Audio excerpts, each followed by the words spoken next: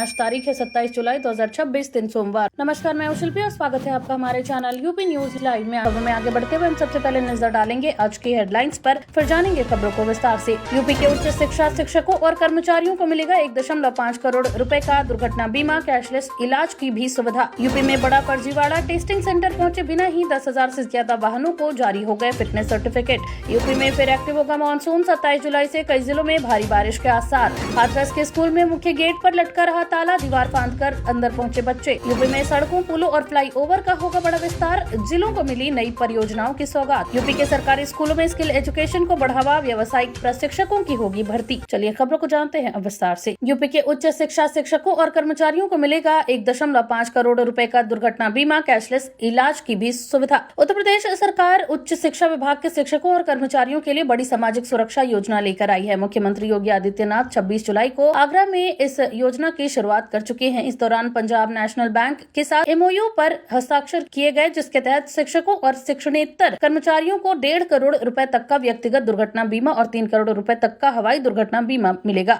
इसके अलावा 12 लाख रुपए का टर्म लाइफ इंश्योरेंस, 60,000 रुपए तक अस्पताल नकद लाभ जैसी सुविधाएं भी दी जाएंगी। साथ ही मुख्यमंत्री शिक्षक कैशलेस चिकित्सा सुविधा योजना का भी शुभारंभ किया गया, जिससे प्रदेश के विश्वविद्यालयों और महाविद्यालयों के 1.28 लाख से अधिक शिक्षकों एवं उनके आश्रितों को सूचीबद्ध सरकारी और निजी अस्पतालों में 5 लाख रुपए तक कैशलेस इलाज की सुविधा मिलेगी। योजना में 1900 से अधिक उपचार पैकेज शामिल किए गए हैं और इसका संचालन SACHIS के माध्यम से किया जाएगा। यूपी में बड़ा फर्जीवाड़ा, टेस्टिंग सेंटर पहुंचे बिना ही 10,000 से ज्यादा वाहनों को जारी हो गए फिटनेस सर्टिफिकेट। उत्तर प्रदेश में वाहन फिटनेस प्रमाण पत्र जारी करने की प्रक्रिया में बड़ा घोटाला सामने आया है। जांच में पता चला कि 10,000 से अधिक व्यावसायिक वाहनों को ऑटोमेटेड टेस्टिंग स्टेशन यानी ATS पहुंचे बिना ही फिटनेस सर्टिफिकेट जारी कर दिए गए। नियमों के अनुसार हर वाहन की मशीनों के जरिए ब्रेक, सस्पेंशन, उत्सर्जन और अन्य तकनीकी जांच के बाद ही प्रमाण पत्र दिया जाना चाहिए, लेकिन कई मामलों में ये प्रक्रिया पूरी किए बिना ही ऑनलाइन फिटनेस प्रमाण पत्र जारी कर दिए गए। मामले का खुलासा होने के बाद परिवहन विभाग ने जांच शुरू कर दी। वहीं संबंधित अधिकारियों और एजेंसियों की भूमिका की भी जांच की जा रही है। विभाग का कहना है कि दोषी पाए जाने वालों पर सख्त कार्रवाई होगी और फर्जी तरीके से जारी किए गए फिटनेस प्रमाण पत्रों की भी समीक्षा की जाएगी, ताकि सड़क सुरक्षा से कोई समझौता न हो। यूपी में फिर एक्टिव होगा मानसून, 27 जुलाई से कई जिलों में भारी बारिश के आसार। उत्तर प्रदेश में बारिश का छोटा ब्रेक अब खत्म होने वाला है। मौसम विभाग के अनुसार 27 जुलाई से प्रदेश में मानसून एक बार फिर सक्रिय होगा, जिससे पूर्वी और तराई क्षेत्रों सहित कई जिलों में तेज बारिश की संभावना है। वरिष्ठ मौसम वैज्ञानिकों के मुताबिक मानसून ट्रफ के उत्तर की ओर खिसकने और बंगाल की खाड़ी से नमी आने के कारण बारिश की गतिविधियां बढ़ेंगी। 27 से 30 जुलाई के बीच लखनऊ, गोरखपुर, वाराणसी, प्रयागराज, बहराइच, श्रावस्ती, लखीमपुर खीरी समेत कई जिलों में मध्यम से भारी बारिश, गरज चमक और तेज हवाएं चल सकती हैं। भारी बारिश के चलते जलभराव और निचले इलाकों में परेशानी की आशंका जताई गई है। लोगों को मौसम विभाग की चेतावनियों पर नजर रखने और रखाव की और खराब मौसम के दौरान अनावश्यक यात्रा से बचने की सलाह दी गई है। बरेली में चौकी के अंदर छात्र ने दरोगा और सिपाहियों को जड़े थप्पड़, 2 मुकदमे दर्ज, 1 आरोपी गिरफ्तार। उत्तर प्रदेश के बरेली जिले के बहेड़ी क्षेत्र में पुलिस चौकी के अंदर हंगामा हो गया। मामला एक शिक्षक और छात्रों के बीच विवाद से शुरू हुआ। आरोप है कि शिक्षक कुलदीप सिंह द्वारा छात्र की पिटाई किए जाने के बाद छात्र और उसके साथियों ने शिक्षक के साथ मारपीट की। शिकायत पर दोनों पक्षों को नारायण नगला पुलिस चौकी बुलाया गया, जहां समझौते के दौरान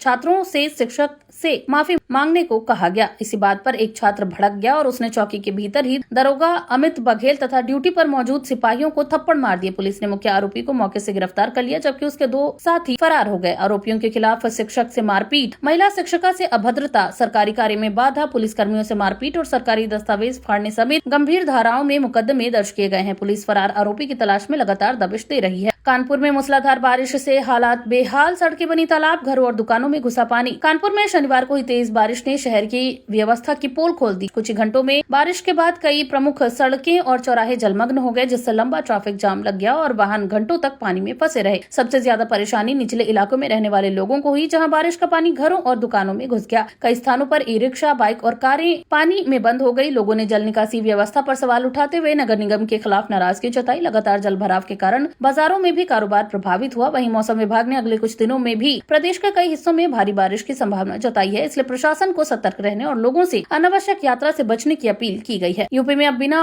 ऑप्टोमेट्रिस्ट के नहीं खुलेगी ऑप्टिकल दुकानें, सरकार ने नियम किए सख्त। उत्तर प्रदेश में आंखों के इलाज और चश्मे की गुणवत्ता सुनिश्चित करने के लिए सरकार ने बड़ा फैसला लिया है। अब प्रदेश में बिना प्रशिक्षित ऑप्टोमेट्रिस्ट के कोई भी ऑप्टिकल शॉप संचालित नहीं की जा सकेगी। स्वास्थ्य विभाग ने स्पष्ट निर्देश दिए हैं कि प्रत्येक ऑप्टिकल दुकान पर पंजीकृत और योग्य योग्य ऑप्टोमेट्रिस्ट की नियुक्ति अनिवार्य होगी। साथ ही सभी दुकानों का सत्यापन किया जाएगा और नियमों का पालन न करने वालों के खिलाफ कार्रवाई होगी। सरकार का कहना है कि गलत नंबर का चश्मा देने और बिना विशेषज्ञ जांच के आंखों से जुड़ी दवाएं देने की शिकायतें लगातार मिल रही थी। नए नियम लागू होने से लोगों को सुरक्षित और बेहतर नेत्र सेवाएं मिलेंगी तथा फर्जी या अवैध तरीके से चल रही ऑप्टिकल दुकानों पर भी लगाम लगेगी। यूपी में नकली दवाओं का बड़ा नेटवर्क बेनकाब फर्जी फार्मों के जरिए कई राज्यों में हो रहा था कारोबार। उत्तर प्रदेश में नकली दवाओं के अंतर्राज्यीय कारोबार का बड़ा मामला सामने आया है। जांच में खुलासा हुआ है कि फर्जी ट्रेडिंग फर्मों और नकली दस्तावेजों के सहारे दवाओं की खरीद बिक्री का नेटवर्क कई राज्यों तक फैला हुआ था। आरोपियों ने अलग अलग नामों से फर्जी कंपनियां बनाकर नकली और संदिग्ध दवाओं की सप्लाई की, जिससे मरीजों की जान जोखिम में पड़ गई। खाद्य सुरक्षा एवं औषधि प्रशासन यानी FSDA और अन्य जांच एजेंसियां इस पूरे नेटवर्क की जांच में जुटी है। वहीं कई संदिग्ध फर्मों के दस्तावेज खंगाले जा रहे हैं और दवा सप्लाई चेन की भी पड़ताल की जा रही है। हाथरस के स्कूल में मुख्य गेट पर लटका रहा ताला, दीवार फांदकर अंदर पहुंचे बच्चे। उत्तर प्रदेश के हाथरस जिले में शिक्षा व्यवस्था की बड़ी लापरवाही सामने आई है। यहाँ एक सरकारी विद्यालय का मुख्य गेट निर्धारित समय पर भी बंद मिला, जिसके कारण स्कूल पहुंचे बच्चों को दीवार फांदकर परिसर के अंदर जाना पड़ा। इस पूरी घटना का वीडियो सोशल मीडिया पर वायरल हो गया, जिसके बाद शिक्षा विभाग में हड़कंप मच गया। बताया जा रहा है कि स्कूल खुलने के समय तक न तो गेट खोला गया था और न ही जिम्मेदार कर्मचारी मौजूद थे। बच्चों की सुरक्षा को लेकर भी गंभीर सवाल उठ रहे हैं, क्योंकि दीवार फांदते समय किसी भी छात्र के साथ हादसा हो सकता था। मामले का संज्ञान लेते हुए बेसिक शिक्षा विभाग ने जांच के आदेश दिए हैं। अधिकारियों का कहना है कि दोषी कर्मचारियों की पहचान कर उनके खिलाफ विभागीय कार्रवाई की जाएगी, ताकि भविष्य में ऐसी लापरवाही दोबारा न हो। राम मंदिर चढ़ावा चोरी मामला जांच के लिए नई SIT गठित, IG की निगरानी में होगी कार्रवाई। अयोध्या के राम मंदिर में चढ़ावे की कथित चोरी के मामले में उत्तर प्रदेश सरकार ने जांच तेज कर दी है। मामले की निष्पक्ष और व्यापक जांच के लिए लखनऊ रेंज के IG की अध्यक्षता में नई विशेष जांच टीम यानी SIT का गठन किया गया है। इस टीम में अयोध्या रेंज के DIG, अयोध्या के SSP समेत अन्य वरिष्ठ अधिकारी शामिल किए गए हैं। नई SIT मंदिर में चढ़ावे के संग्रह, सुरक्षा व्यवस्था, रिकॉर्ड और कथित अनियमितताओं से जुड़े सभी पहलुओं की गहराई से जांच करेगी। सरकार का कहना है कि किसी भी दोषी को बख्शा नहीं जाएगा और जांच पूरी तरह पारदर्शी तरीके से की जाएगी। वहीं मंदिर प्रशासन ने भी जांच एजेंसियों को पूरा सहयोग देने की बात कही है। इस मामले को लेकर प्रदेश भर में चर्चा है और अब भी सबकी नजरें SIT की जांच रिपोर्ट पर टिकी हुई है। यूपी में सड़कों, पुलों और फ्लाईओवर का होगा बड़ा विस्तार, जिलों को मिली नई परियोजनाओं की सौगात। उत्तर प्रदेश में सड़क संपर्क और यातायात व्यवस्था को मजबूत करने के लिए सरकार ने नई आधारभूत संरचना परियोजनाओं को मंजूरी दी है। लोक निर्माण विभाग यानी PWD के माध्यम से प्रदेश के विभिन्न जिलों में नई सड़कें, पुल एवं फ्लाईओवर बनाए जाएंगे, जबकि कई पुरानी सड़कों का चौड़ीकरण और सुदृढ़ीकरण भी किया जाएगा। सरकार का कहना है कि इन परियोजनाओं का उद्देश्य शहरों में ट्रैफिक जाम कम करना, ग्रामीण क्षेत्रों की बेहतर कनेक्टिविटी सुनिश्चित करना और लोगों की यात्रा को सुगम व सुरक्षित बनाना है। अधिकारियों को समयबद्ध तरीके से निर्माण कार्य पूरा करने के निर्देश दिए गए हैं। कांवड़ यात्रा के लिए यूपी रोडवेज का बड़ा फैसला, 300 अतिरिक्त बसें चलेंगी। 30 जुलाई से शुरू होगी यात्रा। उत्तर प्रदेश में 30 जुलाई से शुरू होने वाली कांवड़ यात्रा को देखते हुए राज्य सरकार और उत्तर प्रदेश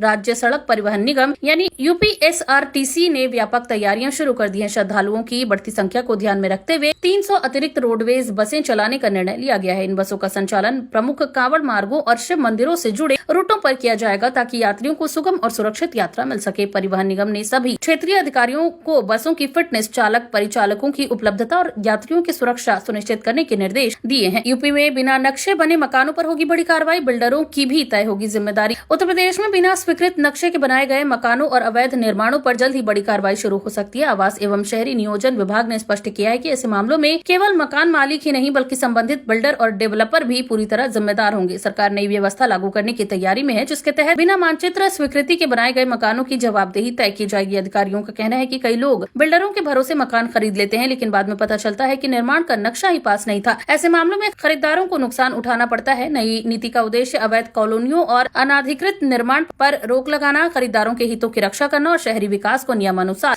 आगे बढ़ाना है। बरेली में कांवड़ यात्रा के लिए ट्रैफिक डायवर्जन लागू, कई रास्तों पर भारी वाहनों की एंट्री बंद। बरेली में कांवड़ यात्रा को शांतिपूर्ण और सुरक्षित ढंग से संपन्न कराने के लिए पुलिस और प्रशासन ने विस्तृत ट्रैफिक डायवर्जन प्लान जारी कर दिया है। यात्रा के दौरान कांवड़ियों की सुरक्षा को ध्यान में रखते हुए कई प्रमुख मार्गों पर भारी वाहनों के प्रवेश पर अस्थायी रोक रहेगी। कुछ सड़कों पर वाहनों का संचालन पूरी तरह बंद रहेगा, जबकि कई रूटों पर ट्रैफिक को वैकल्पिक मार्गों से निकाला जाएगा। पुलिस ने लोगों से यात्रा के दौरान घर से निकलने से पहले ट्रैफिक एडवाइजरी देखने की अपील की है। वहीं आवश्यक सेवाओं से जुड़े वाहनों को जरूरत के अनुसार अनुमति दी जाएगी। प्रशासन का कहना है कि श्रद्धालुओं की सुविधा और शहर में यातायात व्यवस्था बनाए रखने के लिए ये व्यवस्था लागू की गई है। गाजियाबाद छात्र पिटाई मामला, वीडियो वायरल, आरोपियों पर सख्त कार्रवाई की मांग तेज। उत्तर प्रदेश के गाजियाबाद में एक छात्र के साथ मारपीट का मामला तूल पकड़ता जा रहा है। सोशल मीडिया पर वायरल हुए वीडियो में कुछ युवक छात्र के साथ बेरहमी से मारपीट करते दिखाई दे रहे हैं। घटना के सामने आने के बाद लोगों लोगों में भारी आक्रोश है और आरोपियों के खिलाफ कड़ी कार्रवाई की मांग उठ रही है। पुलिस ने वायरल वीडियो का संज्ञान लेते हुए मामले की जांच शुरू कर दी है और वीडियो के आधार पर आरोपियों की पहचान की जा रही है। अधिकारियों का कहना है कि किसी भी दोषी को बख्शा नहीं जाएगा और कानून के अनुसार सख्त कार्रवाई की जाएगी। वहीं छात्र के परिजनों ने भी आरोपियों की जल्द गिरफ्तारी और निष्पक्ष जांच की मांग की है। पुलिस का कहना है कि मामले की हर पहलू से जांच की जा रही है और जल्द ही आगे की कानूनी कार्रवाई भी की जाएगी। जौहर यूनिवर्सिटी पर कार्रवाई के खिलाफ अखिलेश यादव ध्वस्तीकरण आदेश वापस लेने की मांग। समाजवादी पार्टी के राष्ट्रीय अध्यक्ष अखिलेश यादव ने रामपुर स्थित मोहम्मद अली जौहर यूनिवर्सिटी पर प्रस्तावित ध्वस्तीकरण कार्रवाई का विरोध किया है। उन्होंने कहा कि विश्वविद्यालय एक शैक्षणिक संस्थान है और इसे निशाना बनाना शिक्षा के हित में नहीं है। अखिलेश यादव ने योगी सरकार पर भेदभावपूर्ण कार्रवाई करने का आरोप लगाते हुए ध्वस्तीकरण का आदेश तत्काल वापस लेने की मांग की। उनका कहना है कि यदि किसी प्रकार की कानूनी या प्रशासनिक आपत्ति है तो उसका समाधान कानून के दायरे में होना चाहिए, लेकिन पूरे संस्थान को नुकसान पहुंचाना उचित नहीं है। वहीं प्रशासन का कहना है कि कार्रवाई न्यायालय और संबंधित विभागों के आदेशों के अनुरूप की जा रही है। इस मुद्दे को लेकर प्रदेश की राजनीति एक बार फिर गर्मा गई है और सियासी बयानबाजी तेज हो गई है। तो ये थी आज की तमाम ताजा अपडेट। ऐसे ही और खबरों को जानने के लिए बने रहिए हमारे चैनल यूपी न्यूज लाइव के साथ। धन्यवाद।